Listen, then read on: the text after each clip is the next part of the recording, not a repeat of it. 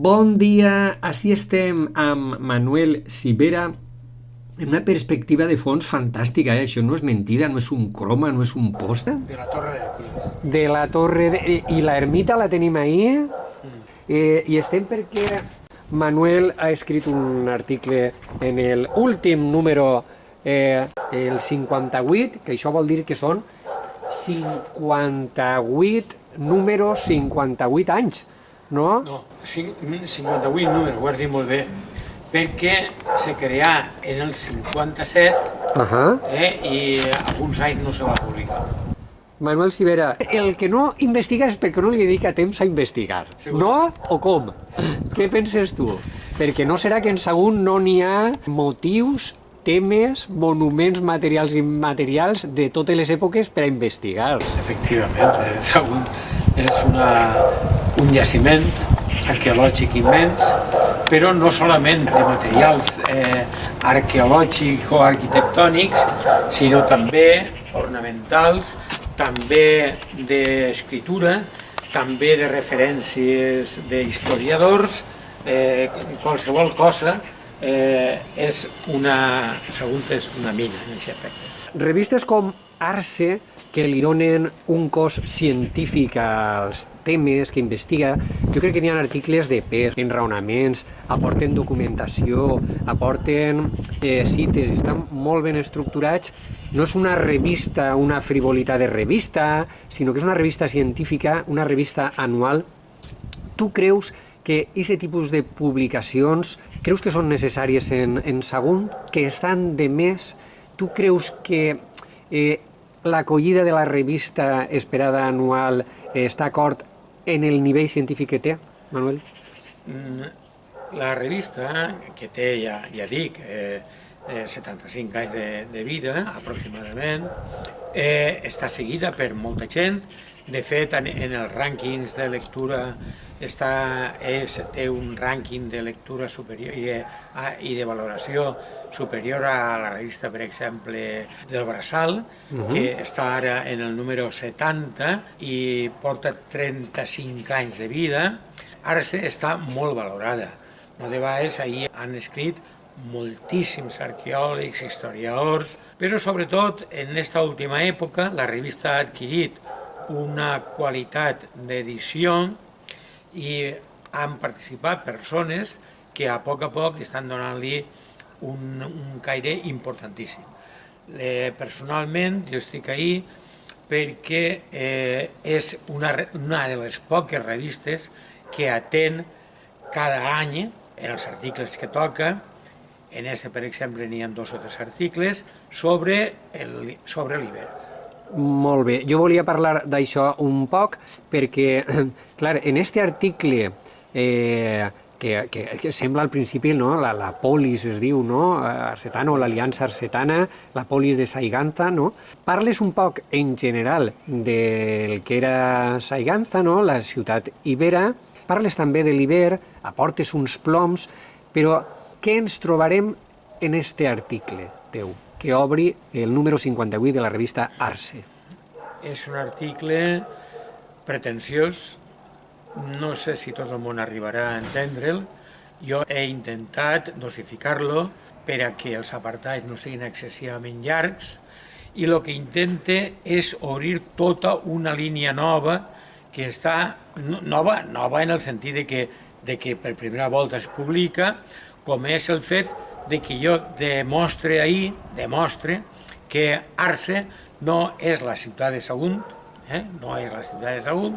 Arce era una confederació de polis i demostre que aquesta paraula, això significa lògicament ciutadella, demostre que aquesta paraula és d'origen grec i ixa i una altra que la gent confon, que és ars. No és el mateix ars que arce. Venen de la mateixa paraula, del déu grec Ares, que és el déu de la guerra, però no volen dir el mateix. Arce és un substantiu que denomina a una estructura poblacional i política i militar molt més ampla que la ciutat. De fet, ahir demostra que els primers els primers quers, els primers magistrats que encunyaren moneda no eren pròpiament de Sagunt, eren de Llíria. De Deta, no? De Llíria. Deta. Molt bé. Tot això que diu Manuel, vull dir, Arce té també la versió digital que podeu recuperar. Sabeu que hi ha algun arqueòleg o arqueòloga de pes que sostenen que vivien allà dalt, no? Només consistien tancats, no, Manuel? I sabem que el Port Major Iber estava ahí en el Grau Vell i han aparegut tot el repertori propi d'una cultura, no?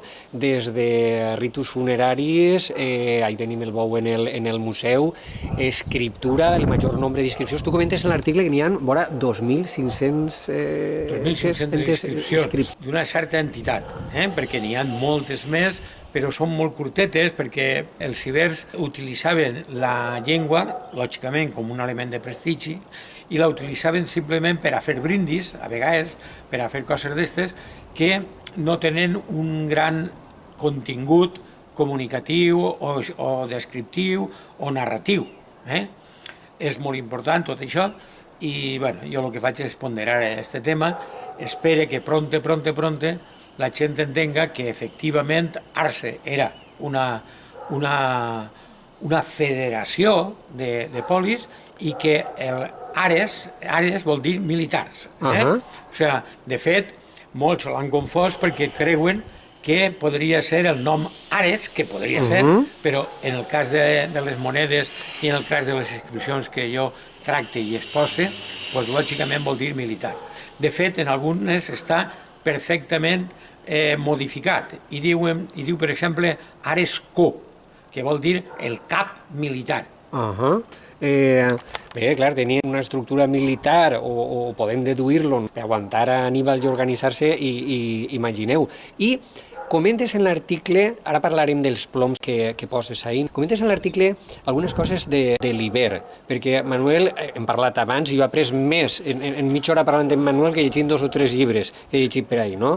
Però volia dir, Manuel és partidari de l'iberisme relacionat o de la mateixa arrel que l'euskera, no, Manuel? Sí, l'euskera és... Tu t'estàs buscant uns disgustos en altres acadèmics molt gran, Que jo en cada paraula dic, si és un verb, dic en quin verb basc se correspon, o quin substantiu, o quin adjectiu, i la gent mateixa, si me segueix, podrà veure i comprovar que efectivament un percentatge elevadíssim de paraules, però elevadíssimes, són basques. El qual vol dir no que el basc sigui l'Iber, sinó al revés, que el basc és Iber, deriva de l'Iber.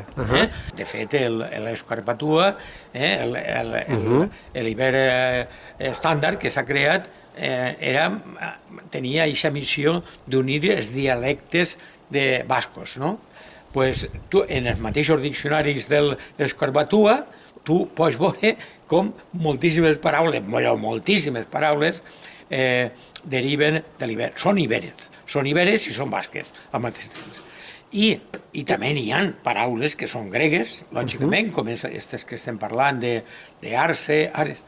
Hi ha una cosa que sorprèn molt, que per què la gent no ha caigut en el tema, però tu te'n vas a Samarcanda, on estigué Alexandre el Magne, i se casà en la princesa d'allí, i resulta que el castell de Samarcanda es diu Arce. La ciutadella, clar, un Arce, una ciutadella. Molt bé. Manuel, mira quina idea se m'ha ocorregut, a veure si trobem un patrocinador, un sponsor, no? El mateix que n'hi ha el corpus de les inscripcions llatines. El Corpus Inscriptionum Latinarum. Un corpus d'inscripcions iberes. Tu t'imagines?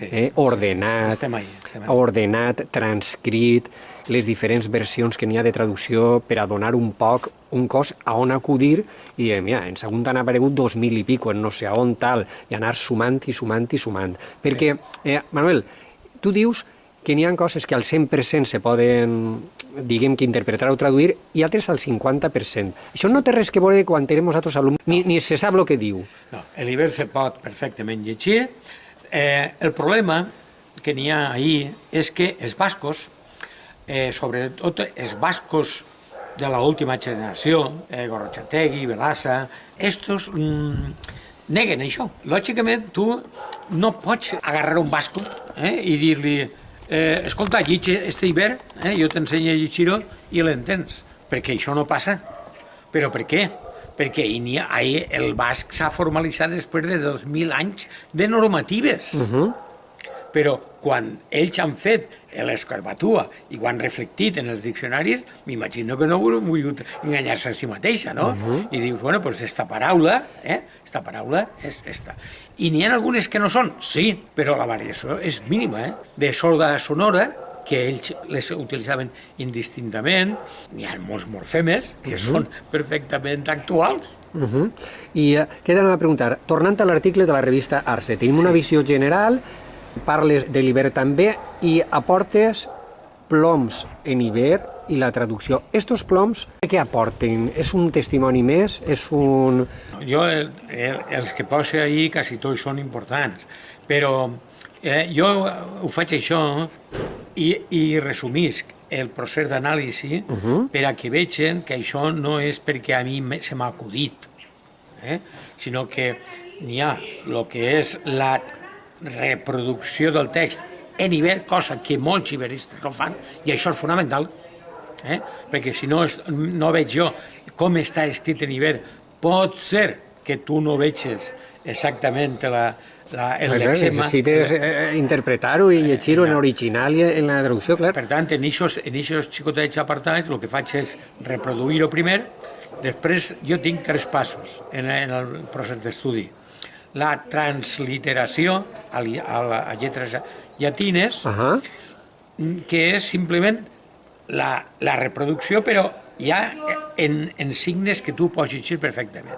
Després està la transliteració B, que és ja escrit seguint les normatives actuals d'escriptura.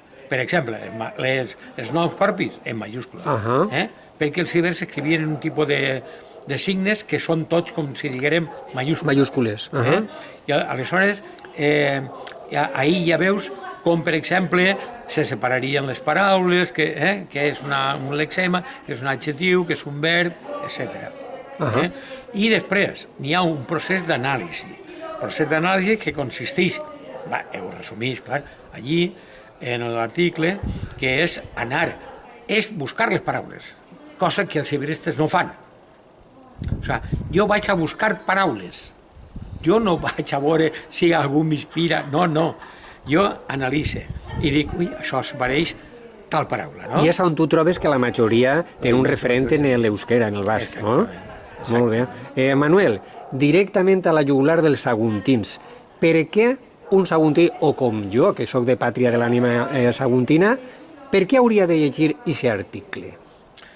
Home, en principi, per a que se n'adoni que la importància de Sagunt en aquest moment històric, que estem parlant del segle VI al segle II després de Crist, del segle VI abans al segle II després, a Sagunt se va escriure... Quasi res, estem parlant de segles, no estem parlant de 10 anys, estem parlant d'una etapa importantíssima, una civilització. L'escriptura ibèrica començà en el segle V.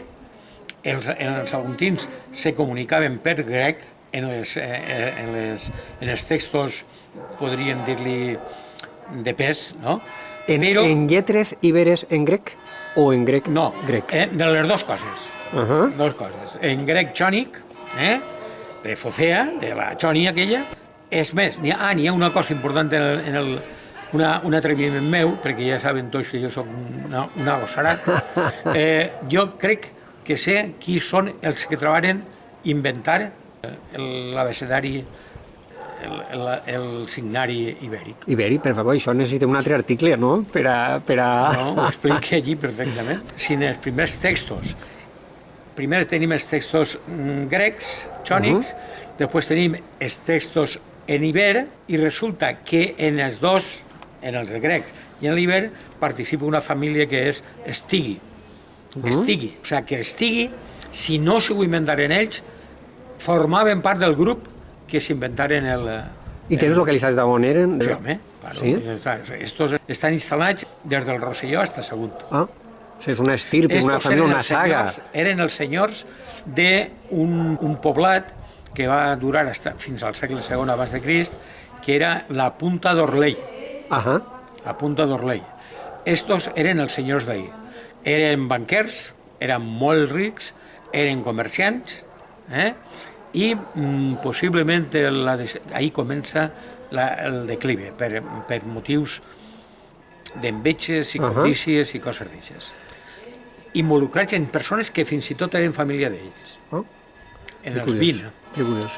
Manuel, per anar acabant, jo pense, Xavi Viaplana, és una cosa meua, que el valor patrimonial, material i m'atreviria a dir inclús immaterial, Iber, en Sagunt, no està, ja sé que el coneguem, perquè n'hi ha coses, estructures, cíclopes, que són gegants i no se poden negar, però no està valorat tal i com jo crec que s'hauria de valorar. Així com el passat romà, tots els de llatí portem a l'alumnat, els ludis saguntini i tal, la riquesa que té la Saiganza, Arce, en tot el programa iconogràfic, d'escriptura, religiós, de muralles, de tot, jo no crec que estiga valorat al nivell que es mereix. Tu què penses, Manuel, que has viscut així, de 8 generacions saguntines? Jo crec exactament el mateix que tu, que no està gens valorat. És més, encara n'hi ha gent que està dient que l'estructura del castell és musulmana.